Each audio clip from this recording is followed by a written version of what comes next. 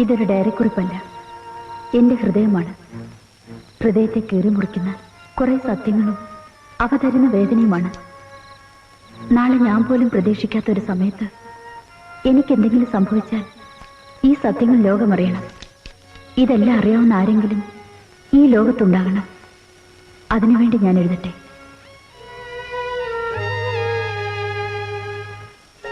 ഡാഡിയുടെ മുഖം വ്യക്തമായി ഞാൻ ഓർക്കുന്നില്ല.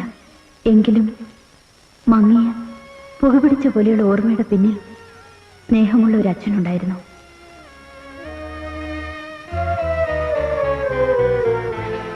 ശ്രീധരൻ മേനോൻ. അപ്പൊ ആർ.കെ. നായരോ? ആർ.കെ. നായർ ഇപ്പോഴത്തെ എന്റെ ഡാഡി. അന്ന് അയാൾ അച്ഛന്റെ മാനേജരായിരുന്നു. ഒരു മാനേജർ എന്നതിൽ കവിഞ്ഞ സ്വാതന്ത്ര്യം അയാൾക്ക് ഞങ്ങളുടെ വീട്ടിലുണ്ടായിരുന്നു. ആ സ്വാതന്ത്ര്യമാണ് എല്ലാം നശിപ്പിച്ചത്.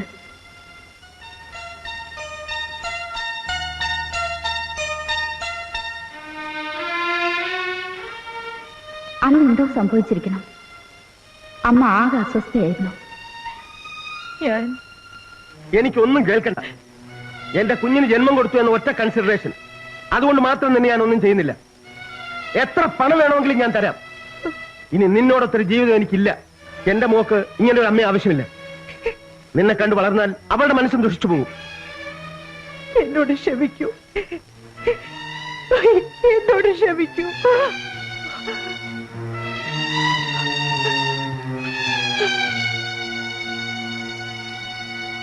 പലപ്പോഴും ആർ.കെ. നായരുടെ കാര്യം പറഞ്ഞ് അച്ഛനും അമ്മയും വഴക്ക് കൂടുമായിരുന്നു. അന്ന് എനിക്കതൊന്നും മനസ്സിലായില്ല. അമ്മയെ അത്രയ്ക്ക് ഇഷ്ടവുമായിരുന്നു. പക്ഷേ അമ്മ ചെയ്ത തെറ്റ്, അതിന്റെ വലിപ്പം ഇന്ന് മനസ്സിലാകുന്നു. സാർ, ഞാൻ Get out! I say get out!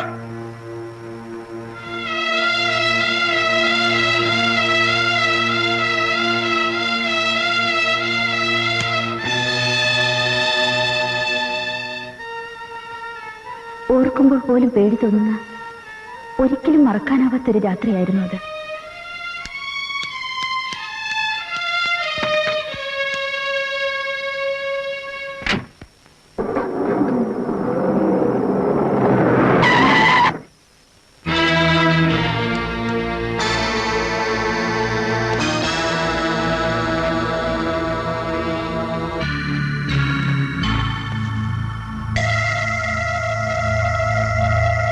വണ്ടി എടുത്ത് മാറ്റടാ.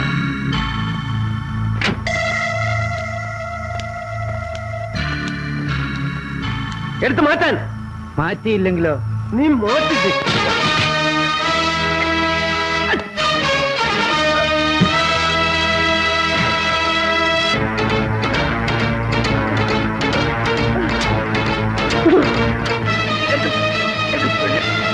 അയ്യോ, ഒന്നും ചെയ്യില്ലേ?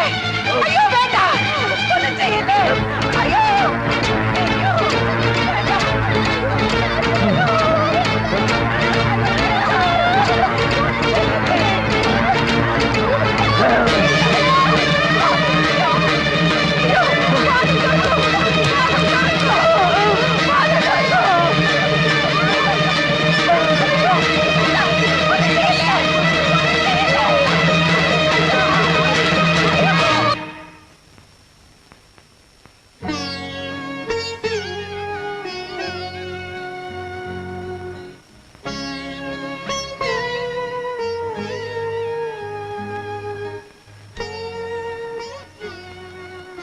അച്ഛന്റെ കൊലപാതകം ആത്മഹത്യയാണെന്ന് അവർ വരുത്തി തീർത്തു. സത്യം പുറത്തു പറഞ്ഞാൽ എന്നെ കൊന്നുകളയുമെന്ന് അമ്മയെ അവർ ഭീഷണിപ്പെടുത്തി. സത്യം അങ്ങനെ ഒരിക്കലും പുറത്തു വന്നില്ല.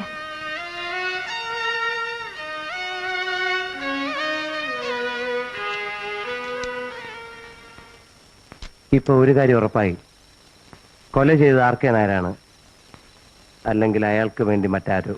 ഇനി നമ്മൾ എന്ത് ചെയ്യും? ആലോചിക്കണം. ഡയറി നമുക്ക് പോലീസിൽ ഏൽപ്പിച്ചാലോ? എന്നിട്ട് ഹാൻഡ് റൈറ്റിംഗ് വെച്ച് ഇത് ദേവിയുടെ ഡയറി ആണെന്ന് പ്രൂവ് ചെയ്യാം. അതുകൊണ്ട് നമ്മൾ രക്ഷപ്പെടുവോ? നായർ കുടുങ്ങുവോ? ഇല്ല. കൊടുക്കാവുന്നേ. ഷെർലാക്ക് ഹോംസിന്റെ ഒരു കേസിൽ മിണ്ടായിരടാ, അവന്റെ ഒരു ഷെർലക് ഹോംസ്.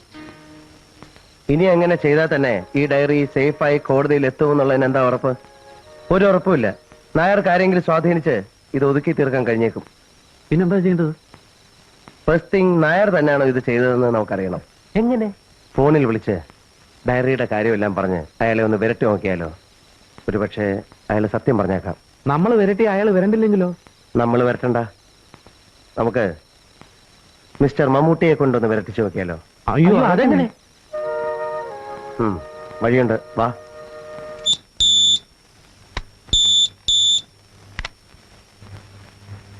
ഹലോ.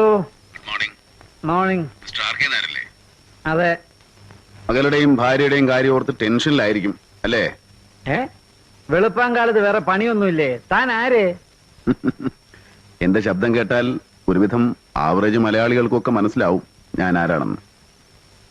എന്നിട്ടും തനിക്ക് മനസ്സിലായില്ല. അപ്പോഴേ ഞാൻ വിളിച്ചത് അതല്ല, ഒരു ഡയറി കിട്ടിയിട്ടുണ്ട്. ഡയറിയോ?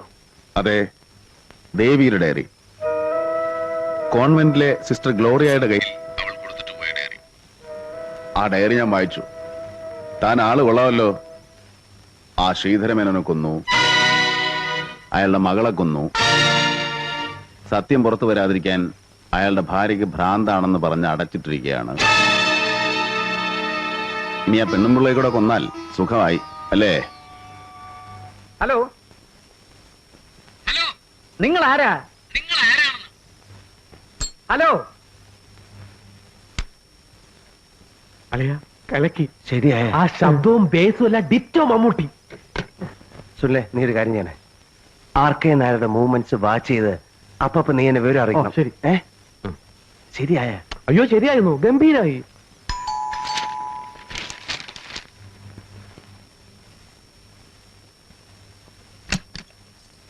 ആർക്കേ താനത്തോടെ ഇത്ര രാവിലെ? അത്യാവശ്യമായിട്ടൊരു കാര്യം പറയാനുണ്ട്. താനിങ്ങി വന്നേ.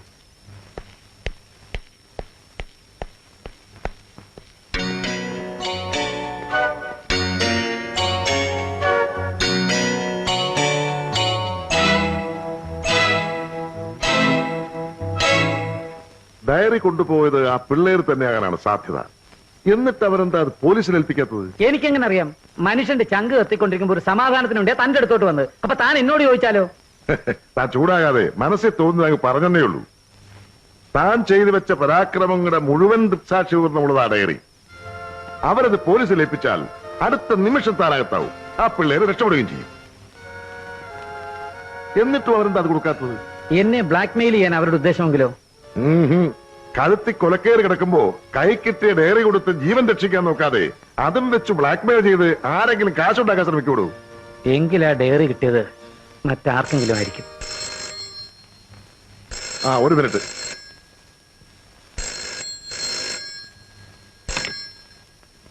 Hello, advocate Thomas Mathew here. Mister R K നായരുണ്ടോ? നിങ്ങൾ ആരാ? എന്താ കാര്യം? പേരും നാളും ജാതിയും ജനതീതൊക്കെ അറിയണോ തനിക്ക്? കൊടുക്കടോ ഫോൺ. ആർക്കേ? തനിക്കാ ഫോൺ.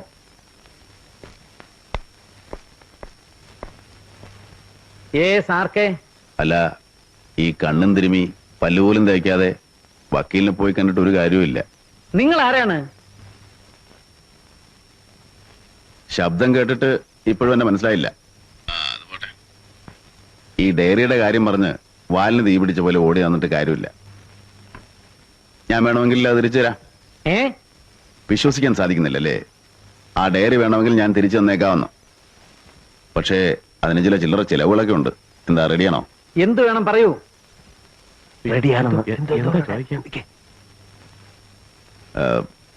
ഞാനൊന്ന് ആലോചിച്ചിട്ട് പറയാം. 1 മണിക്കൂർ. Expect my call after an hour. എന്താണോ നായരെ പ്രശ്നം? പ്രശ്നം തുടങ്ങിയിട്ടേ ഉള്ളൂ. 1 മണിക്കൂർ ഞാൻ വീണ്ടും വിളിക്കുമെന്ന്. അവരോട് പോവാൻ പറ. നമുക്ക് ക്ലബിലേക്ക് പോവാം. ഒരു 2 എണ്ണം അടിച്ചാൽ തലയൊന്ന് തണുത്ത് കിട്ടും. താൻ ഇവിടെ ഇരിക്കും, ഞാൻ ഡ്രസ് മാറിട്ട് വരാം.